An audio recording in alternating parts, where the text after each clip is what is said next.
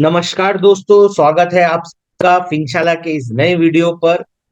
इस नए वीडियो पर हम बात कर रहे हैं करेंसी डेरिवेटिव एग्जामिनेशन की, जो कि स्टूडेंट्स को लगता है कि one of the most difficult NISM exam है, क्योंकि यहाँ पे फेल रेट बहुत हाई होता है। तो प्रिपरेशन तगड़ी चाहिए, चिंता मत कीजिए, उसके लिए मैं हूँ। चैप्टर नंबर 1 ऑलरेडी एक्सप्लेन कर दिया है, और चैप्टर नंबर 2 पे आप अगर आप हो, और अगर आप इस चैनल पे नए आए हो, तो पहले आपको ये करना है कि इस चैनल को लाइक और सब्सक्राइब करना है, लोगों के साथ शेयर करना है, और पहले चैप्टर नंबर 1 देख कर आना है। तो जब आप चैप्टर नंबर 1 देख लोगे तो आपको कंटिन्यूटी दिखेगी। दोस्तों, ये चीज को याद रखिए, क्या होता है कि अगर आप लॉजिक्स और कॉन्सेप्ट्स के हिसाब से इसको पढ़ेंगे तो ये इजी है, आराम से आप इसे क्लियर कर सकते हो फर्स्ट अटेम्प्ट में। तो चलिए मैं अब आपको बताता हूँ कैसे आपको लॉजिक लगाना है और क्या क्वेश्चंस आ सकते हैं।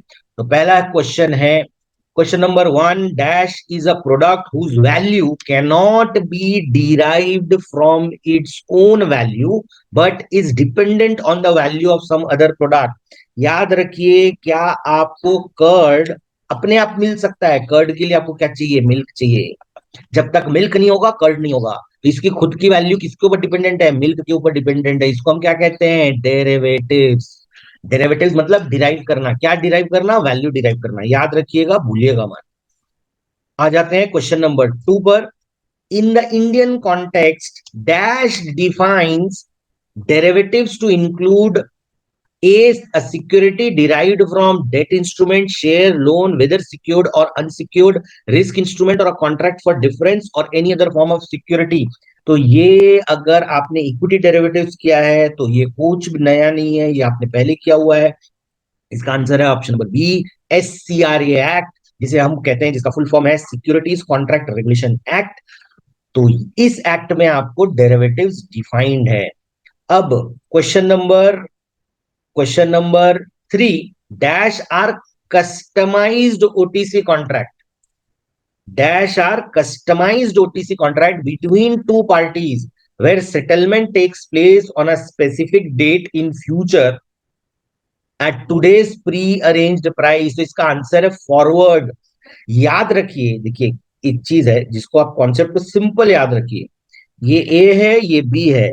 अगर वो आज के लिए कोई ट्रेड करते हैं तो वो कैश मार्केट, स्पॉट मार्केट की कैटेगरी में जाएगा। लेकिन अगर वो भविष्य के लिए ट्रेड कर रहे हैं और दोनों आपस में ट्रेड कर रहे हैं, जिसे हम ओटीसी कॉन्ट्रैक्ट कहते हैं, between two willing counter parties, तो वो हो जाता है फॉरवर्ड।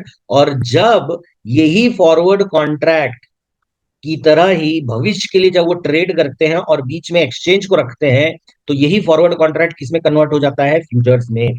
तो अगर आपको फॉरवर्ड का क्वेश्चन आएगा तो ओटीसी वर्ड आएगा, टू विलिंग काउंटर पार्टीज के बीच में आएगा, कस्टमाइज कॉन्ट्रैक्ट आएगा। ये आपका प्रो टिप है, इसको आपको पकड़ के चलना है।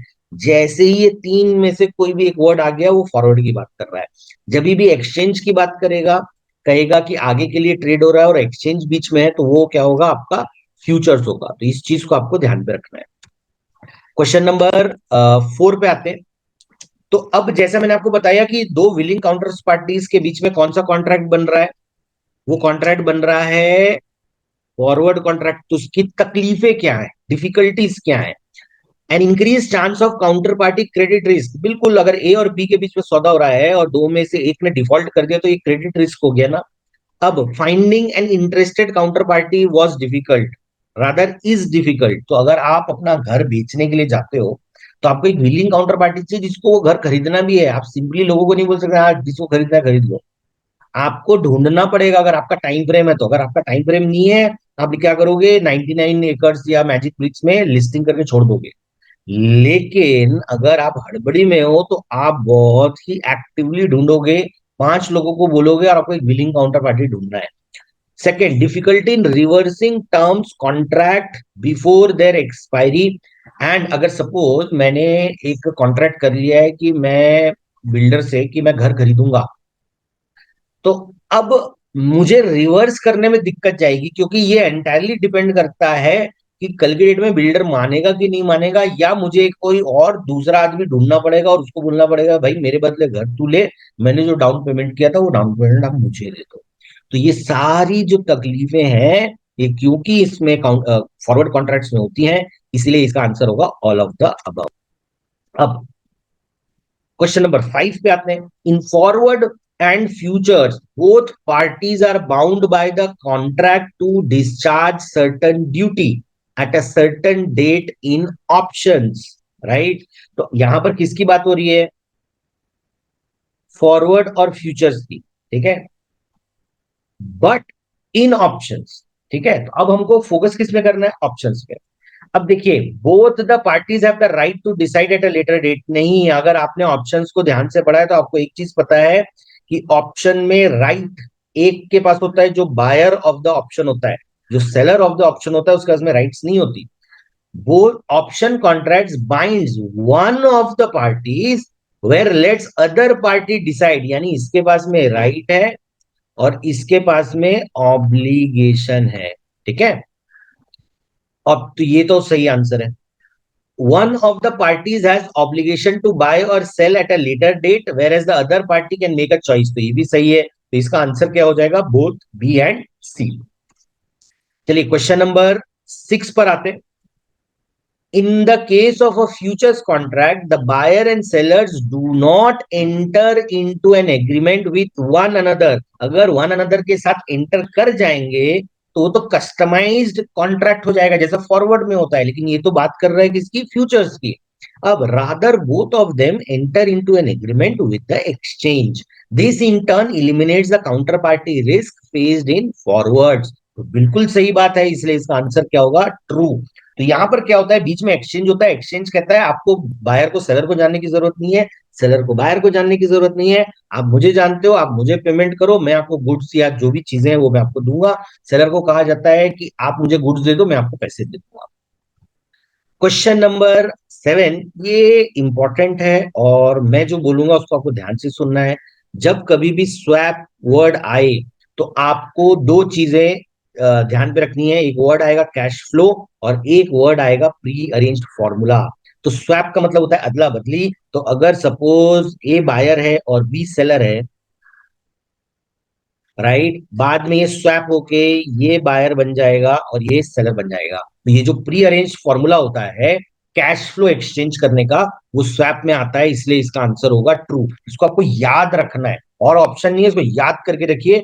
ये आता है, बहुत आता है। Question number 8, there are dash categories of participants who trade in the derivative market. Speculator करते हैं जी, करते हैं हेजर करते हैं जी, करते हैं आर्बिट्रेजर करते हैं जी, करते हैं। तो इसका आंसर होगा D, all of the above.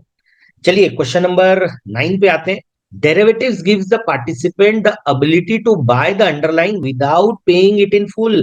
भाई इसीलिए तो आप आते हो कि आपको सिर्फ मार्जिन मनी देना होता है, आपको पूरे पैसे नहीं देने होते। और sell it without owning it और डिलीवरिंग इट। तो जब आप कहते हो मैं निफ्टी शॉर्ट कर दूंगा या यूएसडी शॉर्ट कर दूंगा, तो आपके पास में निफ्टी नहीं है लेकिन आप फिर भी शॉर्ट कर पाते हो, तो ये भी एक क्लियर होता है। तो इसका आंसर है ट्रू। अब हम आते हैं लास्ट क्वेश्चन पे, question number 10। The value of the derivatives contract, यानी जो डेरिवेटिव्स है उनकी वैल्यू आर डिराइव्ड फ्रॉम इस अंडरलाइंग एसेट्स। अंडरलाइंग एसेट से वैल्यू डिराइव होती है, बट एक डेट आती है जिसके बाद में ये कंप्लीटली वर्थलेस हो जाते हैं। तो ये कब हो जाते हैं वर्थलेस? अपनी एक्सपायरी डेट के बाद। तो इसका आंसर होगा ऑप्शन नंबर डी। तो देखिए, मैंने अब अपना काम कर दिया है। मैंने 10 क्वेश्चंस आपको सॉल्व कर दिए हैं। काम अब आपका है, आपको अपना काम स्टार्ट करना है। वो ये है, चैनल को आप लाइक कीजिए, सब्सक्राइब कीजिए और लोगों के साथ में शेयर कीजिए।